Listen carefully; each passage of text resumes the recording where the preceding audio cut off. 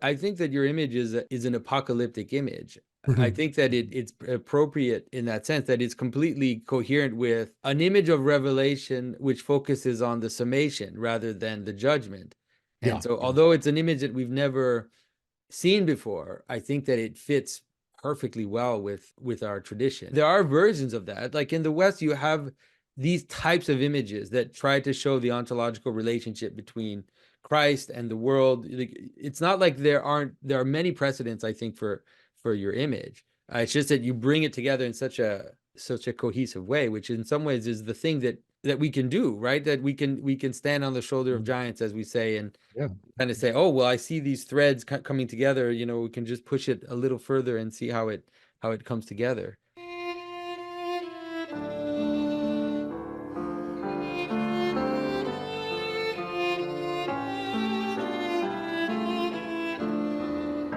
This is Jonathan Pajot.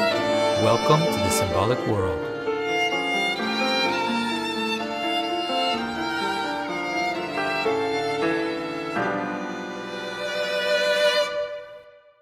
Hello, everyone. It is my great joy to be back with Aidan Hart to discuss a wonderful image that he's designing. Those that have paid attention to my channel have seen many discussions with Aidan, his insight into iconography, also his own mastery of the skills makes him really one of the modern masters of iconography, but also of understanding the role and the symbolism in icons. And he is working on a beautiful new image of the heavenly Jerusalem and its relationship to creation. And in some ways, it's very akin to the images of everything that I've developed, with the mountain and the crucifixion or the flood. And it really goes to show how you can show the same universal truth through different prisms. And so I really want to explore this image with him and see how he came to develop it the way he did. And so Aidan, thanks for talking to me about Great to this. see you, Jonathan. And so what is the impetus? Let me show the image first of all, and then we can talk about it. And so tell us a bit about what the impetus was for this image, like what prompted it. Yeah, thanks, Jonathan. I got an email from an Orthodox marine biologist. He's a professor at Point Loma University on the west coast of America.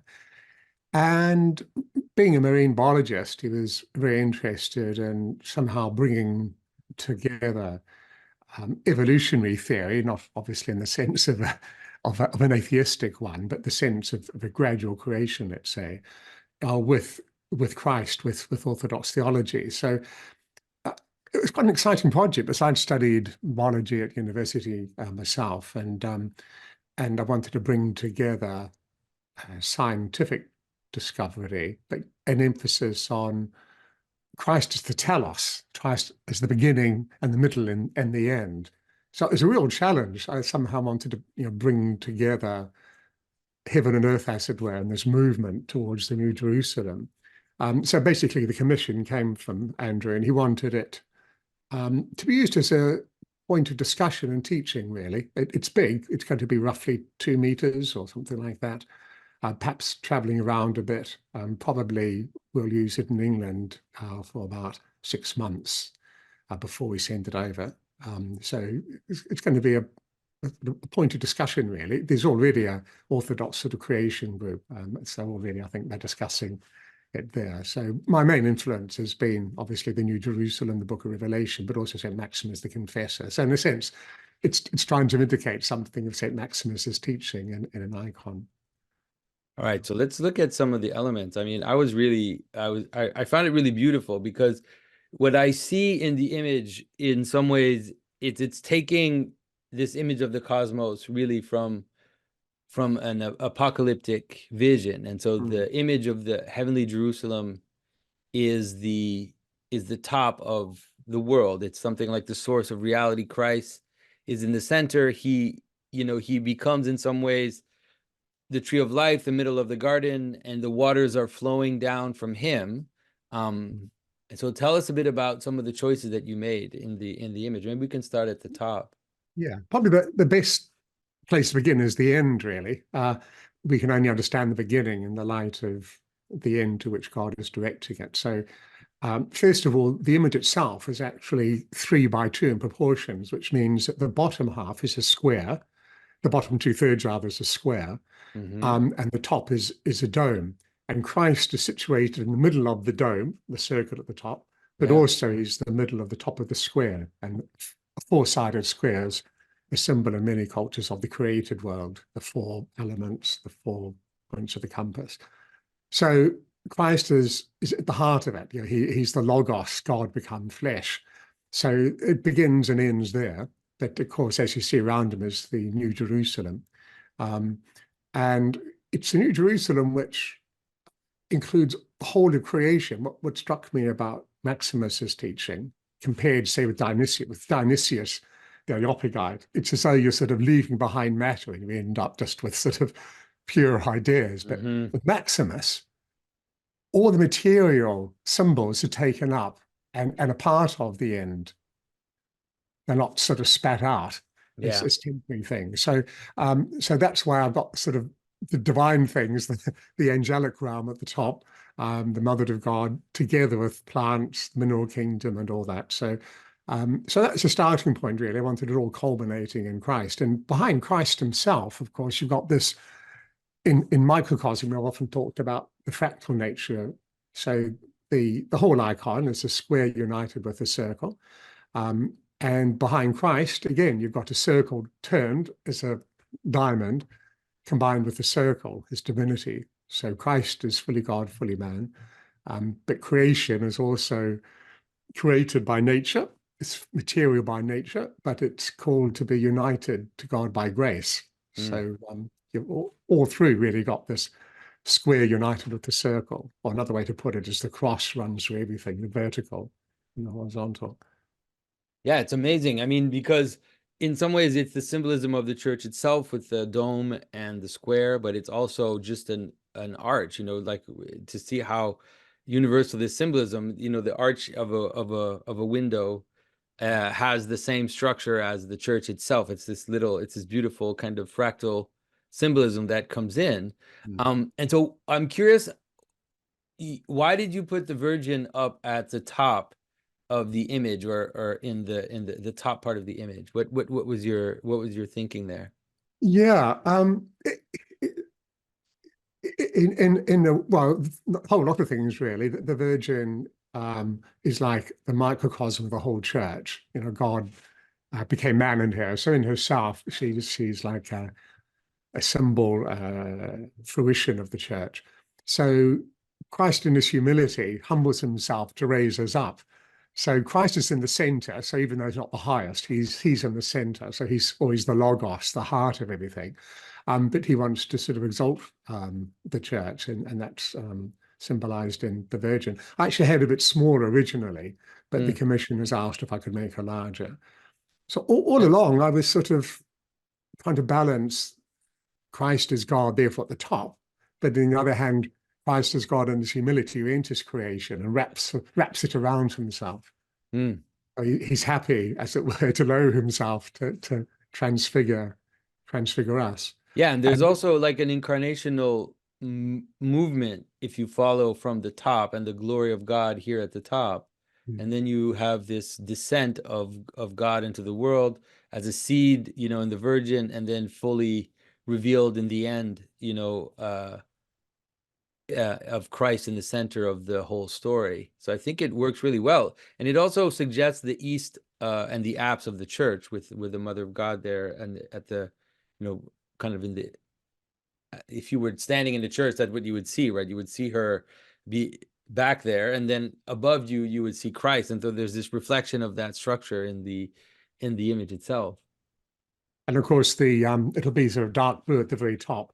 You've got this single sphere, but with 3 prongs coming out. So that is the Holy Trinity, Yeah. 3 yet 1. So again, we go through Christ to the Father and through the Holy Spirit. So Mm.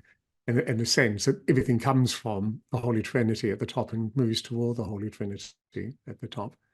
Um, so the horizontal gradually gets taken up into the vertical. So that's why if we go down to the bottom, I was sort of struggling to unite what we call chronos, clock time, Yeah. with Kairos, which is more sort of divine and vertical. So I decided to have the 6 days of creation in bands, and at the bottom, just slightly curved, but as you go up, the curve gets steeper until ultimately it comes to a point toward Christ.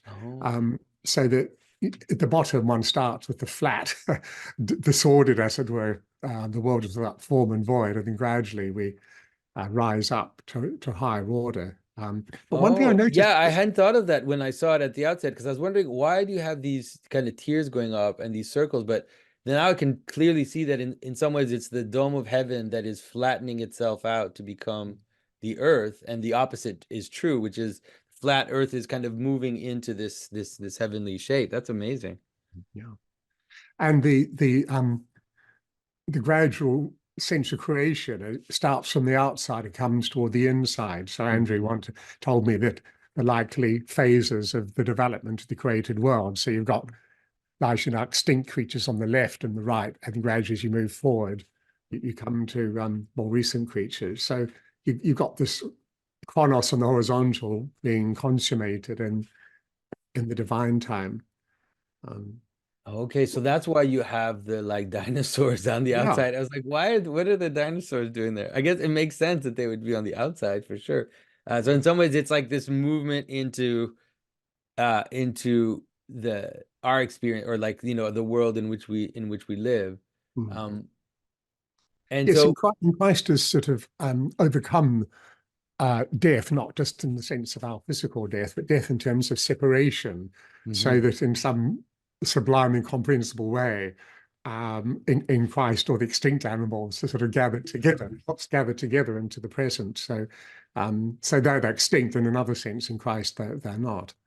Um, some people ask me why I've got a hedge around paradise. It's initially just Yeah. because the word paradise is a Persian word meaning a walled park where the emperor would enjoy time with his family and friends. So there's always a sense of distinction between paradise, which was planted by God initially, and the thickened world, wild world around. So the way I see it is that God planted the garden as like an icon of how he wanted us as the prophets, priests, and kings and queens of the world to gradually expand the walls of paradise to make the whole universe a paradise.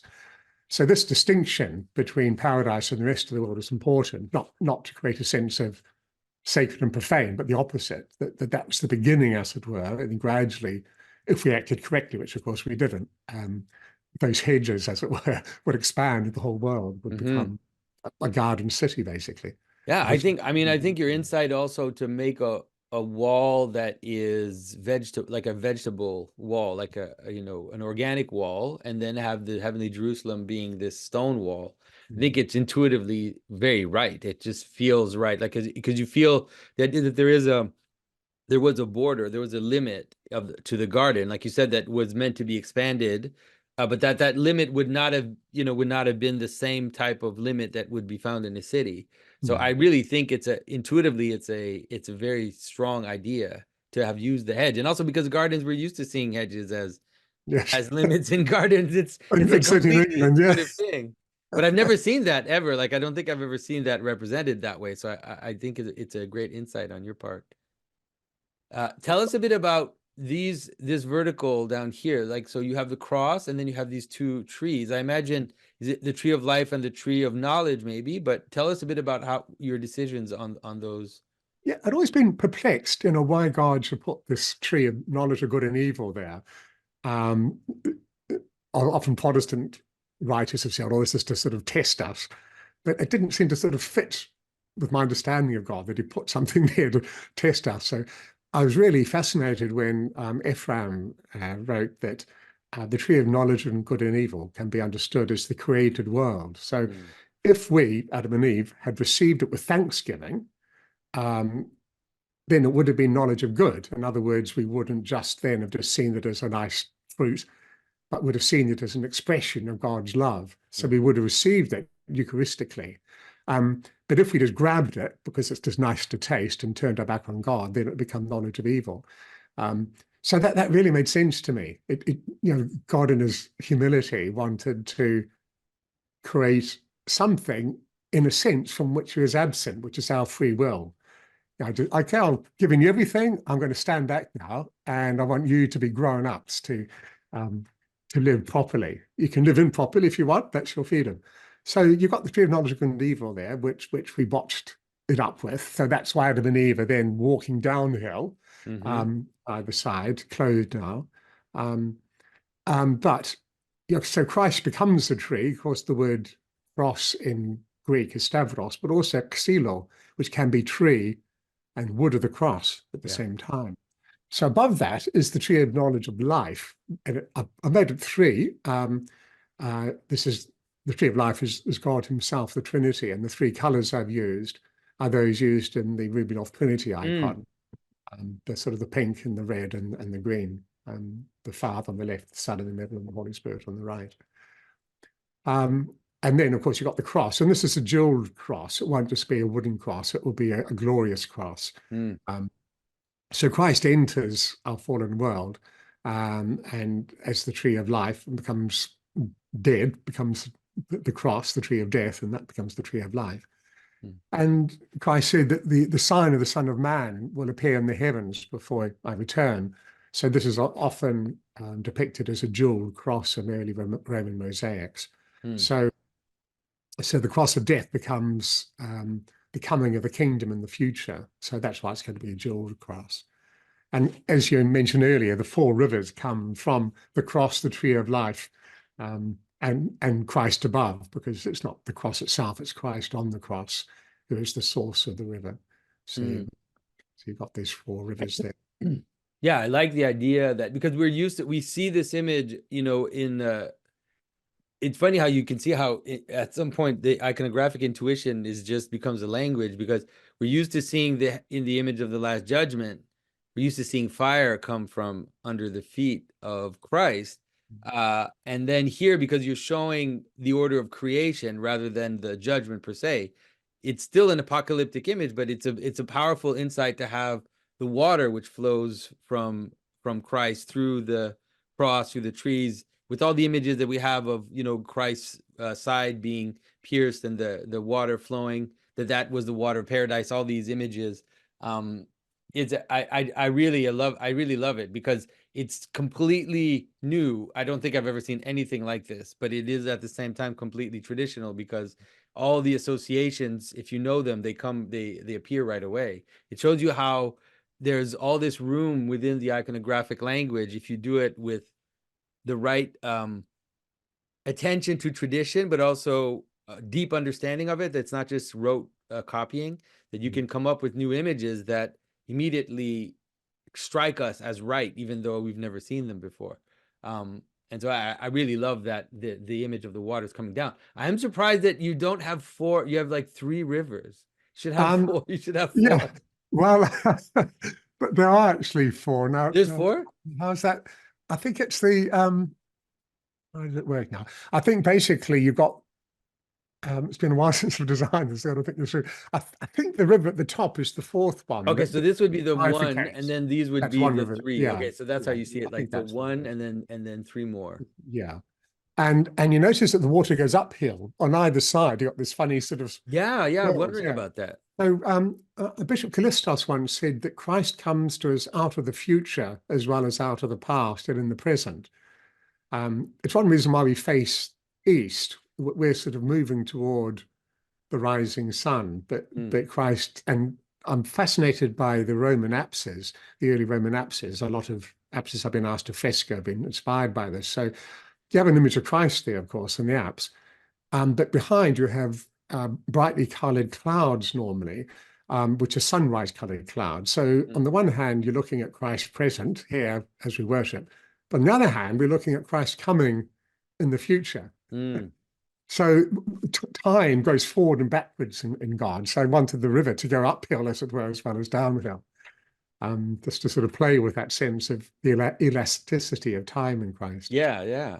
But I mean, there's also a way in which, we know that the water goes up. I mean, this is a weird thing. Like, we know that there's this cycle of water, and there's this relationship between heavenly water and earthly water in Genesis, Genesis 1. But visually, what's interesting about it is it has this, it is, we have a structure that's very, very primal, and I don't know to what extent we can explain it, but there's a structure you see in iconography, and you see the central pillar across, and then two things on the side that are doing something like that, whether it's the two snakes on the crozier, whether it's sometimes foliage that will be coming back up on the two sides. So there's this deep insight about that, this being right. And so, even if even when I looked at it and I didn't know what your intention was, it didn't matter, because it feels right, even structurally, even if I don't totally understand the meaning. There's something about it which I recognize as being something like the center, and then these two aspects that are, coming up to praise, coming up to react, coming up to even attack sometimes. Like it could be different versions of it, but it really is the center and these two sides. So I thought it looked intuitively right. And so the other part, which is really interesting to me and I love, is that in some ways you have the creation of the physical cosmos at the bottom of the image, in some ways because it's the most material. And so you have the 6 days of creation here moving up towards um Eden, and then up towards the final revelation. So you have this idea in some ways of this relationship of the different heavens. So you have the firmament kind of under the Garden of Eden, which is sounds a little weird, but maybe you can tell us a little bit about those decisions. Yeah. So when I became Orthodox 40 years ago, I remember my parish priest, Father Yves Dubois, reminding me that the Sabbath is actually the Saturday and the Sunday is the eighth day. And I got fascinated by this concept of the eighth day, which is joined to the previous 7 days of creation. But the eighth day is also called the first day of eternity, after which there are no other days. So at the bottom, you've got these different layers gradually getting steeper in the middle. So that you come to 7, and the seventh day, got 1, 2, 3, 4, 5, 6, 7. Yeah. So Adam and Eve are sort of walking down the 6th day. Then you got this sort of 7th there, but then everything above the top river is the 8th day. So I wanted that sort of movement, that progressive movement upwards. And a bit of an aside, but relevant nonetheless. One method I use for painting is to do a sort of a puddly, especially if I'm doing garments and ground, a rather messy puddle, and then gradually add more detail. So the garments, for example, might end up with quite crisp highlights. So this made me think that creation and movement toward Christ as the telos isn't leaving chaos behind, replacing it, just a pure order. So you're not pure order. You've got chaos below, bubbling up, all sorts of potentiality. So instead of seeing it horizontally moving from chaos to order with no chaos, I thought vertically stacking up. And it happens like that, of course, in nature, that you have mutations happening all the time, the sort of the chaos of mutations. And once in a while, one mutation helps you adapt better. Without that chaotic mutation, you wouldn't have the opportunity to select the best to adapt better to one situation. So that fascinated me. So you've got this rather sort of chaotic water, there's some order to it, then gradually moving up, but nonetheless, the basis is this sort of, I would think of this chaos of the physical world as the freedom that God has given to the inanimate world. You and I, as human beings, have a free choice in the way that water doesn't, but God has given water a certain freedom through this chaos. So at every point, God in his humility gives things a certain freedom according to their nature. Yeah, I think the insight is quite right. And I always say that the tohu bohu, the primordial waters of creation, they're still there. They're not, God didn't remove them. He basically pulled creation out of them. But they're still there, as this potentiality at the bottom of the world, out of which, like you said, possibility emerges, and then we cast light on those possibilities, and we select them, and we choose them, and then we tend them, you could say, in order to make them thriving. So no, I think the basic structure is intuitively quite quite right. I really enjoy it. The other thing that surprised me though is that I would have, if I had done this, I would have flipped this. I would have put the sun on this side, and I would have put Mhm, the kind of nighttime on the other side. Just because mhm. I'm used to seeing the sun on the right hand of Christ, uh, like Adam and Eve, and then you see the sun and the moon. That's the one thing that was one of the very very few things when I looked at it, I was like, I would have flipped that. But when we I look at think each other's work, we look at it, through the prism of someone who when he sees a beautiful image like this, wishes he.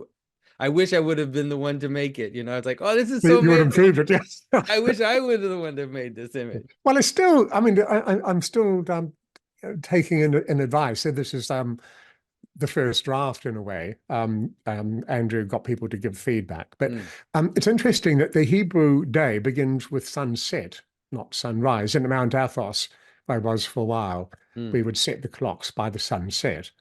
So there's a movement from darkness toward light, and we tend to read left to right, of course. So mm. there is that progression from dark to light. And on the left, you've got sort of the little speckles there. That's like the dust which gradually Okay. coagulate into the planetary constellations. So that's again a chronotic movement Mm. left to right. Now, one thing I'd say that who do you think is to the left and right of Christ? Well, my understanding, it took me a while to think about to realize what it was, but then when I looked at the way the image was structured, I think I realized because I was like, it was clearly not the Mother of God and John the Baptist, and then I thought it's Adam and Eve. That's it. Yay. But I'm again, why pleased did you you saw that. flip them up here? So you have them. Is it because you wanted to have the Virgin and Saint John the Foreigner structure at the top? Um, yeah, good point, really. Can't remember why I put them around that way. Yeah, Because you usually see Adam at the right side and that's Eve right. in the That's in the in true. the Last Judgment. So Yeah, it's true. Yeah, that's the thing that threw me off a little bit. I was like, oh, yeah. who are it Yeah, was perhaps I ought to change them over then. Yeah, so that people relate that to the resurrection. yeah, the It's a Anastasis common has one, yeah. that, and then So, and the yeah. it's often you see in the Last Judgment you see them kneeling at the altar, Mm. beneath the feet of Christ, and so they have that order. Yeah, okay, I'll But I think it's change a them. great I'll idea, change that. Yeah. because it does tell the final story in some ways, in a Mm. manner that I've never seen told. Because we represent this idea often. The idea that you're representing here, we often represent it as the apostles, sitting and Mm. ruling with Christ, that type of imagery. But I think the idea of showing Adam and Eve as a king and a queen in the kingdom, Mm. um, it brings it all together in terms of creation, right? If we're talking about an image of creation, I think it's a wonderful insight. And quite a bit in the way that those figures will be dressed. It's a bit difficult on this tiny scale, but Mm. they won't just be king and queen, but also be prophets. So they'll Mm. probably have a prophet hat, and also you notice that they're offering bread and wine. Okay, So yeah, I this was is the wondering, symbol but I of didn't I them. didn't catch that. Okay. Yeah. Yeah, yeah. So this is a symbol of them using creation properly. In other words, they've changed from partaking incorrectly of the created world and partaking properly, which is to fashion it well, to make good wine and good bread, Mm, but also then offer it to God with thanksgiving. In other words, to see the logos within the logoi of all his creation. So they're being restored to their role as prophet, priest, and king. Um, and above them, of course, are representatives of the whole of the church. There'll mm, be people of all different races there and different ages, male and female. So as with the Mother of God, that group behind will be a summation of the church, but also in Adam and Eve, it's a summation of the church, our forebears, because they're being raised. That struck me actually when I first saw the resurrection icon when I became Orthodox. mm, Well, that was wonderful that the very people, Adam and Eve, through whom the whole of creation fell, are actually the first to be saved. I thought, yeah, mm. that's God's forgiveness. The ones who messed about are the first to be raised. Yeah, and there's already an insight of the cosmic aspect of what's happening at the resurrection. Like you can feel that this is hinting to this cosmic moment that you're showing here, which is in some ways I really love the idea. It really just all of it comes together because in the book of Revelation, you have this idea that, you know, the kingdoms offer their crowns up, you know, and also in some ways all their good works are kind of offered up Yeah. to Christ. And using the bread and the wine, because people who don't know, but in the traditional idea of the Eucharist was that the people make the bread, you know, and then they bring it up so that it will then be consecrated. So it's like an offering of creation. You've talked about this, I think, even with me before, you know, the idea that it's this offering of all creation ultimately in the Eucharist is what's going on. And so having that appear in the heavenly Jerusalem is a great way to create that summation. One of the things too that when you mentioned about the 7 days, I don't know if you thought about it, but if you have the seventh day being here, that's also the Sabbath in the sense of the cross, right? Because we have this idea that the Holy Sabbath is the day that the day of Christ's death, and it's the perfect Sabbath. I was rereading parts of St. Maximus the Confessor this morning, and I was really taken by how he talks about the cross. He says all visible things, phenomena in the Greek, need a cross, and all intelligible things, spiritual things, invisible things, need a tomb. And what he meant by all visible things need a cross, Maximus is saying that, I'm looking at the horizontal part of the cross, God created great diversity and embraces that diversity. Everything doesn't melt down to a big blob that you know, a tree's a tree and a rock's a rock, etc. But then the vertical, you got to go down first to the logos at the heart that created all these, and then they're raised up to the heights to return them to the logos without losing their distinction. And then he says that the intelligible things, our spiritual perception of things, needs a tomb. In other words, we need to go beyond, and this is the whole symbol thing, isn't it? That God comes to us through symbols, but then there's always something beyond the symbol. So if we cling to the symbol, you know, we die. So we've got to receive that glory, but also take it to the tomb and think, wow, there's another one beyond even that, and one beyond that. So that was one aspect of his teaching. I wanted to show that the sort of centrality of the cross, not just as the death of Christ, but as you've often said, it's like a tree, isn't it? That's rooted in heaven, rooted on earth, it spreads out, but yet it's one. It connects. If it Everything. doesn't have Connects the depth, it will unity and die. If it doesn't multiplicity have height, together. you know, to the sky, then it will die. Definitely. So tell us about the plan for this image. You said it's going to be in a church. And are you going to be I imagine you'll be documenting the making of it. It's quite an undertaking. Yes. Well, probably actually it'll end up in the university. Okay. I don't know if it'll be in the chapel, but in the university anyway. But because it'll be painted in egg tempera, and I like to leave egg tempera at least 6 months before I varnish. Andrew suggested that I have it and use it in England. In fact, I've been asked to give a talk at the Bath Orthodox Arts Festival again. So hopefully I'll have it ready by then and we can take it there. But you know, I quite like to have it as a talking point. I mean, it is an icon in the sense that it's iconographic, but it's So not. it'll be painted on a panel. It won't be painted. Yeah. Okay, a 2-meter panel. Well, we haven't decided entirely, but it'll be big anyway. Yeah, between 1.6 to 2 meters. 1.6. Okay, all right. Wow. So yeah, I mean, I want it to be a talking point, and it's more, I suppose, it's more like an illuminated manuscript in the sense that it's not something that you put in the church to venerate. Though I suppose you could say that if there is one day of the liturgical year where it would be appropriate, it would be September the 1st, which the previous patriarch appointed as the day of creation. So it is actually part of the church calendar now. So I suppose, but it's also I think that your image is an apocalyptic image. I think that it's appropriate in that sense, that it's completely coherent with an image of revelation which focuses on the summation rather than the judgment.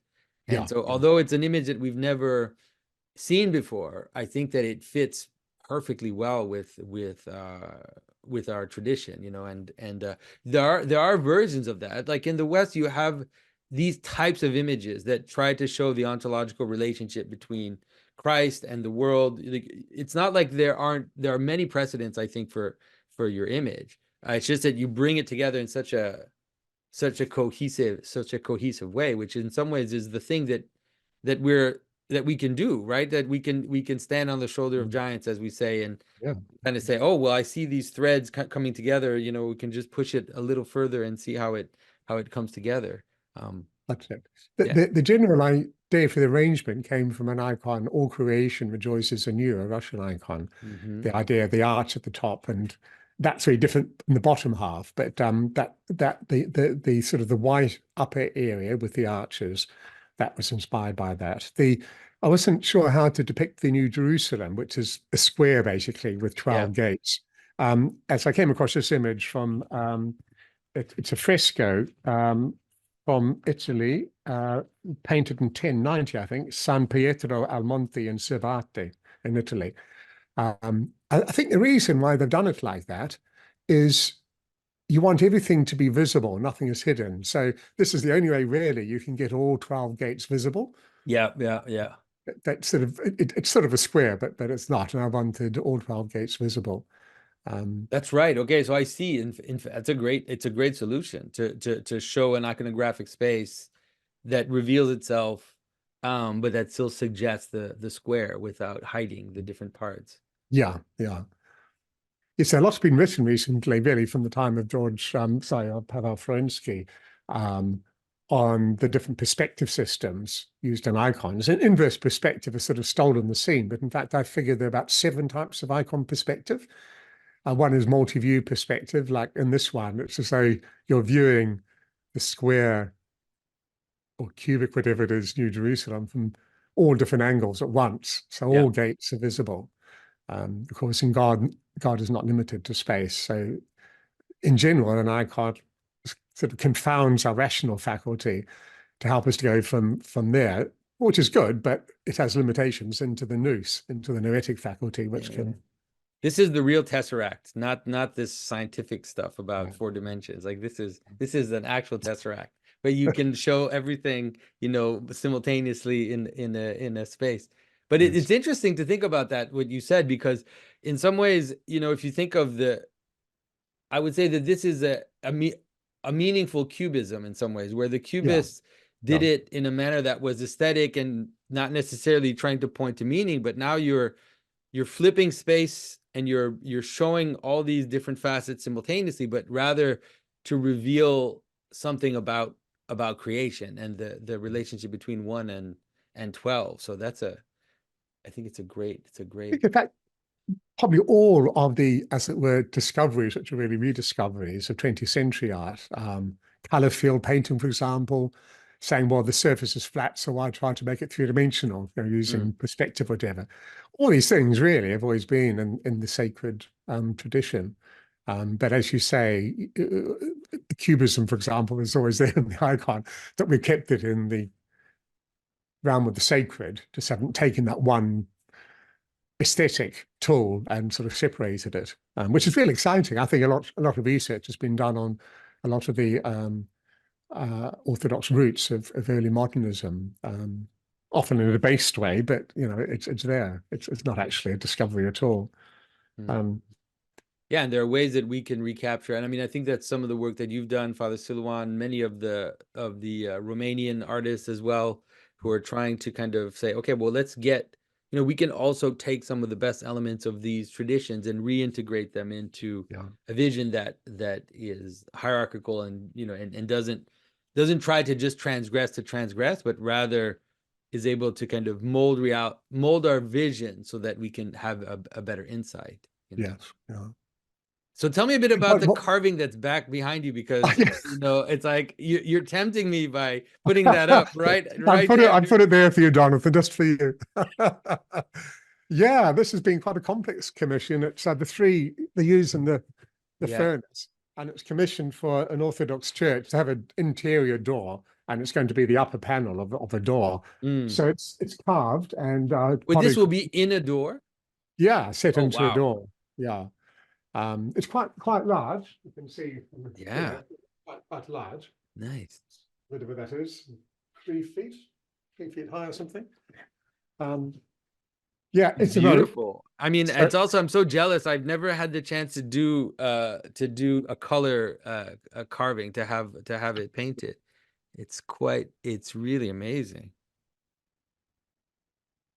I Wow. found sometimes it's quite good to polychrome as long as you do justice to the wood carving. You don't just sort Mm, of cake it and paint so you can see the wood coming through, because you don't depend so much on good lighting to show the detail. yeah. You know, with low relief, if the lighting isn't good, it just looks a bit like a blob at a distance. Um, but And so yeah, you've done it with stain instead of painting it like a yeah, opaque I color. used oil paint, but put lots and lots of terps in, so it's Yeah. almost like a stain, really. So I semi-sealed the wood first, and then used oil. You can't really use any temper in a situation like this. And then put a thin coat of varnish and waxed it over the top. Yeah. It's really beautiful. Is that the only, are you going to make, are there other panels for It's just this one. Just this okay. one. Yeah. Yeah. Yeah, I hadn't seen you carve in a while though. Have you? Because Yeah. it seems like it's been a while since I've seen you make such an elaborate Yeah. carving. Yeah, well, I don't suppose so many people commission carving, so I just do what I'm commissioned to do. But Right, right, yeah, right. I did two carvings about 2 years ago, but yeah, there are big gaps where I don't get anything. Stone is more common because it can be part of an icon screen or whatever. Actually, I don't know about you, but I find stone easier to carve than wood. With Oh yeah, wood, for there's sure. so many chisels, and you've got to worry about the grain. And Yeah, stone you stone, you just do it all have with flat one or two chisels pretty chisels. much. You just, and then wood it's like this whole and you have to keep them super sharp, Yeah, with stone you don't have to think about it so much. Sharpen them a little, not too much even you don't want them to be too sharp. Yeah, that's it. I prefer carving stone by far. Yeah. And it's primarily soapstone, isn't it? Or steatite, rather, that Yeah, you can. that's mostly what I'm doing. Have you ever tried to carve the steatite? Well, you really kindly gave me a piece, but I just haven't got round to You're carving just it. too I'd really busy. like to. Yeah, I'd Once really you like. carve that, you won't be able I to go want to back, that. You'll start writing me emails saying, "Jonathan, I need more of that steatite." Yeah, I have carved ivory. That's sort of a bit similar, I suppose, in that it's got no grain at all and very, very dense. Um, and when I was at Mount Athos, I was commissioned to carve something for the patriarch, and there's a wood called flamuri, which I'd never come across before. It's virtually grainless. It's not boxwood, but It's it's not a bit like boxwood. boxwood to look at, but not as hard as boxwood. I did Hmm, an icon of the Portatus icon with it, and I really enjoyed that. But hmm. Have that's you the ever closest. tried carving boxwood before? Oh yeah, yeah, yeah, It's really amazing. yeah. It's good stuff. Yeah.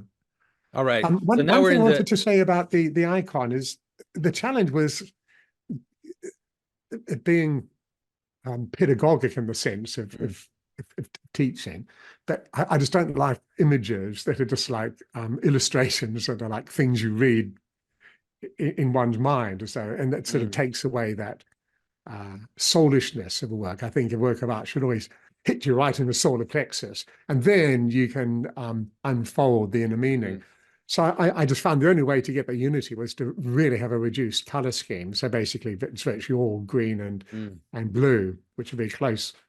And then I started reading a book. This one actually, I've got it here, by this one here, and mm, she uses the Greek term enargia, not energia, but enargia, which is really the immediate impact of aesthetics on the soul. And if they're done in the right way, then it brings us closer to God rather than just being titillation. So mm, apart from all the content of the icon, I really wanted it to have it have it beautiful in its own right, and the composition and the color. And I was really struggling with that. But then I found if I really limited the color palette, then though the details there, it sort of becomes one. yeah, because there are a lot of details, and you're right. If you could get distracted by all the little animals and all the, all the dinosaurs and all these things. But like you said, you don't have that experience. I think a lot of it is also because Christ, let me share this again. Um, and so I think that it's also because the Christ appears very strongly, and the colors here, the kind of orange yellow color, and also Adam and Eve. So the characters in this center because the colors are stronger there, then all these little details here maybe at first seem ornamental, and then so they kind of fuse together. But if you pay attention to them, you can see them, but they don't. Mm. But they don't call out. They don't. Yes, I limited the color palette of Yeah, yeah, the trees and animals to the left and right. So they're there, but they're not different colored. If I put green leaves everywhere, then they distract from Christ. yeah. What is Yeah. this So here? This little image here? yeah, well, that's the lion with the kid, the prophecies of Isaiah. Yeah.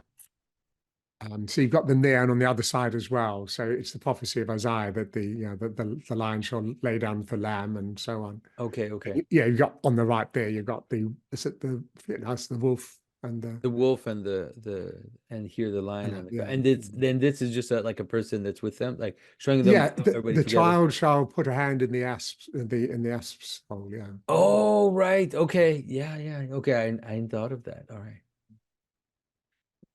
All right. And also you've got dinosaurs eating grass there. So that you've got where is it now? Yeah, so on the left there, you've got a Tyrannosaurus Rex eating grass on the left there. And Yeah. you've got so I have to that's say that the dinosaurs, they weird me out a little bit. Because I would have put dragons is what I would have put instead yeah. of dinosaurs. Well, I can put one in for you just for you, Jonathan. Yeah. I'll put one Oh, in. if you did that, if you put a Okay. dragon in there just for me, I would be grateful I forever. shall put that in. I'm putting notes down of everything. I'm Yeah. enjoying this. So I'll change Evan around and I'll put a dragon in. Put a little dragon for Jonathan. And so tell us a bit about your future plans, because you're in a new workshop now. You're focusing on that, giving some trainings and everything. Maybe tell people what you're up to besides this particular image. Yeah, thank you. Yes, I just moved to a larger studio because my two previous apprentices, Jim Blackstone and Martin Earl, have moved down to Chichester now. I was approached by them 2 years ago, the Anglican Cathedral, to help them set up a liturgical art centre. So it has two elements to it. One is to train people to much higher standard, not just in icon painting, but fresco, carving, that sort of thing. So Jim and Martin are heading that. But the second arm of the centre is to also educate priests and decision makers, and as much as anything, how to help them brief people like architects. Like if you're lucky enough to someone like Andrew Gould who knows what they're doing, it's fine. But a lot of architects haven't done church work. So we're trying to get involved with seminaries, Catholic, Anglican, Orthodox, to I suppose equip the decision makers just with the main principles of commissioning work. A priest can't tell an architect, for example, or an iconographer how to do things, but at least they can say, this is the atmosphere, this is the state of soul, this is how the liturgy operates. So what you do has got to work liturgically and spiritually, basically how to give a brief. So anyway, Martin and Jim have gone down there, so that meant that I had space for more apprentices. So I have a lovely young man, 25-year-old man from New Zealand, who's joined me a few months ago. And then another is coming from New Zealand for a shorter apprenticeship. So, yeah. That's wonderful. And for those who don't know, like been following kind of the whole story, the Snow White book that we published with Heather Pollington, beautiful, beautiful book. And now Heather is studying with Aidan. She's been studying now with you for a few months now. And I'm already seeing we're doing Rapunzel now. We're doing the second book, and now all the stylistic choices that she's making, and I can see that she's mastering folds and she's mastering certain elements of iconography that take some time to dive in, and she's creating these beautiful bridges between kind of secular illustration and iconography. And so I know that I have you to thank in large part for that. So I appreciate that. It's been a real joy having Heather, and I'm so pleased that she began working with you, because it had been a vision of hers to be a full-time liturgical artist. And it can be really hard to find an opening, but things opened up very, very quickly for her. And I do go on about garments quite a lot. I tell to my students, because I've run this 3-year part-time icon course. Faces, they're not easy, but at least all faces are more or less the same, Yeah, in the sense that they've got two eyes, a nose, and a mouth. But garments, drapery is so much more complex there's so much and subtlety requires a there. lot of work. So I really sort of hammer, it's got to be a certain logic to it that we transfigure the world, we don't distort it. And I think a lot of iconography it distorts, folds, doesn't show understanding. So I think I really, really labor that. So I'm pleased that she's coming along well Yeah, with the I think that's garments. definitely in your work. It's something that I really appreciate because you can see that in late iconography, Russian iconography especially. At some point, the the garments just become abstract shapes, which is beautiful to some extent, but at some point it becomes almost disincarnated. And I think in some ways, even the fact that you started as a carver, you and me also as an icon carver, the vestments have to make sense because or else you can't carve it. If it's complete, if it's just like lines and just our abstract things, it looks horrible. And so this desire to kind of come back to something which, like you said, is both makes sense but has a transfigured element to it. I think it's definitely the way forward, because you can't, at some point the abstraction just falls apart and it's just disconnect with reality. So I think it's a general principle of life, isn't it? That I know Father Barnabas, my spiritual father in Wales, of blessed memory, he said that if you want to know God, you must know the soil from which you came first. If we try to leap to higher things, then we'll crash down very quickly.